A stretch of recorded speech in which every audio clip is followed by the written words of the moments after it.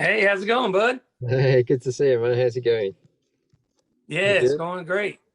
Thank you for doing this, man. Appreciate you taking the time to have a chat with me today. Appreciate it, man. Yeah, man, no problem. How are things where you are at the moment? It's obviously a strange time for all of us. You guys have opened up over there, it seems, and back doing shows and doing what you do. It's really cool to see. Yeah, it's been great, man. It's been amazing. It's been a long time of waiting, and now I'm just feeling so grateful to finally be back and playing shows. Well, how has life been on the What a Song Can Do tour with Lady A? Because that does look like an absolute blast. You must be living life on the road with those guys. Yeah, I'm loving it, man. They're super cool. They're like the sweetest people ever. They're so nice, and we've been writing a lot of songs together, actually.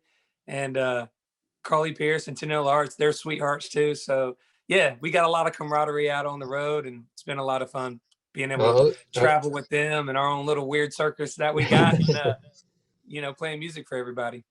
I was going to ask you about writing with Charles and Dave because I know you've been doing a lot while you've been out on the road. So, what are those guys like to work with from a creative standpoint? As a songwriter yourself, what is it like to be in a room with those guys?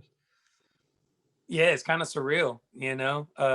You you know, I always find when I get in a room with people like that are my heroes that I look up to and have been listening to for such a long time. Sometimes I gotta like, I'm just kind of like, what am I doing here? Like, how did I get here? Yeah, that's Writing with awesome. these artists that I've been a fan of for so long, but it's great. Charles is like, he's like the melody man. He's so good at coming up with melodies, and Dave is behind the desk, and he's on he's writing the music and everything, and they got like a cool dynamic between each other on kind of who takes what roles, Yeah, and it works really well. that's awesome. And it's quite interesting for you because your music has sort of blown up whilst everybody's been in lockdown, and now you're out on the road being able to perform to people. And I'm guessing people know the words to your songs, they know your stuff. So is that a strange feeling to be out there and seeing people singing along and knowing your music? Because it has been so long since you've been out there. Yeah, yeah, I'm getting more used to it now, but at first it was wild because, like you said, like when everything shut down, no one was singing along to anything because they didn't know it.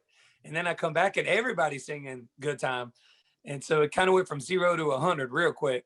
And but it's been a lot of fun. It's my favorite part of the show is when everybody's singing along, because you feel like you're all in it together.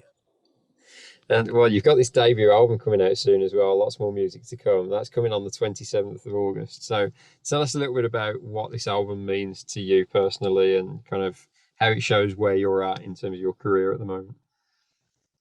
Yeah, I'm so excited to get my very first album out. I'm calling the album Good Time. I know I got a song called Good Time too, but I wanted to call the album Good Time as well because it really is like I wanted to make an album that front to back was just good vibes all the way through, like the kind of album you could put on when you're having a little house party or you're hanging out with your friends and family by the water or something, just when you want the vibes to be good, you can put it on and there's not going to be any serious, nothing too serious or too sad, to kind of break the flow up. Uh, so it's been 2 years that I've been working on it, and I'm really proud of it. I hope everybody likes it. Week and And a half to go, almost out. exciting times. And you co-produced it yourself alongside Josh Murty. Tell us a little bit about working with Josh from a production standpoint, because obviously he's a long-term collaborator of yours. You do a lot of writing with him as well. So what is it about that dynamic that just sort of works for you? Yeah, he's one of my best friends. We've been boys for a long time, and we grew up in the same part of Georgia. Uh, so, the kind of style of country that I'm doing is very indicative of where I'm from. Um, I grew up in the country, but kind of close to Atlanta as well. So I had a lot of influence from Atlanta, like bands like Outkast and stuff like that, really influencing the drum and bass aspect of my music. But it's very country. And so I knew that Josh would kind of know what I was, understand what I was going for as well because he's from the same part that I'm from. So and he's one of my best friends. So it's been amazing. Uh, we almost don't even have to talk anymore when we're working on a song production wise together because we just kind of see the vision like so similarly. And then my wife is kind of the third member of our team, of our songwriting team.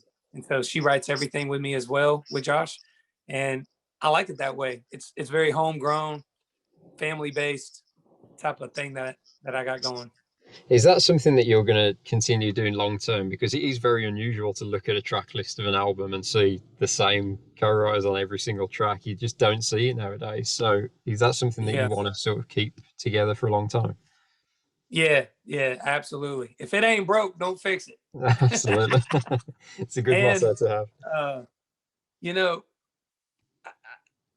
I think if you really want to just kind of sound unique, sometimes getting with the people that you feel like really get you and just sticking with that is a good way to go about that. And Yeah. so I love all the amazing songwriters here in Nashville and all the amazing producers. I work with them all the time when I'm writing for other artists. And but when it comes to my own music, I kind of want to just keep it like this because it keeps the music, I think, a little more different. I guess you would say more original to me. Yeah. Well, you've written every song on the album apart from the last one, which is cover of "It's a Great Day to Be Alive." Tell us a little bit about how that one made its way onto the record, because it's obviously a country classic that everybody knows and loves. So why did you feel like you wanted to put your spin on it? Yeah, well, Travis Tritt grew up, or he lives about 15 minutes from where I grew up. Oh wow. So I would see him around town from time to time, and he's one of my biggest heroes in country music. But he was the guy that made the dream real because he was from someone that was from where I was from that did it and actually made it big in a big way. And I always loved him growing up. And Great Day to Be Alive was my favorite song growing up as a kid. And so I wanted to put my twist on it and kind of reimagine it and do it the way that I hear it, as a homage, as like kind of like an honor to him as being one of my heroes. And I think it's a tradition I'm going to continue on all my albums where there was always going to be one song on the album that's going to be a cover of a artist and a song that's had a big impact on me Mhm. and a big influence on me. So it'll be fun, you get 14, 15 songs on a record and you do one where you reimagine something that had a big impact on you. I love it, man. Really cool. And just coming back to the touring aspect, I wanted to speak to you about the UK because we were so excited to see you at C2C last year. Obviously, COVID shut that one down, but what's your long-term plan internationally? Do you want to come over here and really try and build something in the UK? Oh yeah, yeah. I love the UK, man. I love coming over there. I've been over there 7 or 8 times. Me and my wife love visiting. We actually got married in the UK. That's So good. we Amazing. we have Congrats. we have a big passion for visiting over there and for the culture over there, the food, the people, all of it. We just we even outside of music, what we do, we just love going over there and visiting too. So I'm really excited. I'm on my booking agent literally every day for the next C2C for him to make sure that I'm on it uh, for this coming March because I really, really, really want to come over there uh, and hang out with y'all and play music. So Uh, fingers crossed. that's what we like to hear. Well, Nico, thank you so much for doing this today, bud. Really appreciate your time and best of luck with the album. Can't wait to hear it, man. Yeah, man. Thank you for taking the time. I know you got a bunch going on, so it's been a blast hanging out and can't wait to see what you think about the record.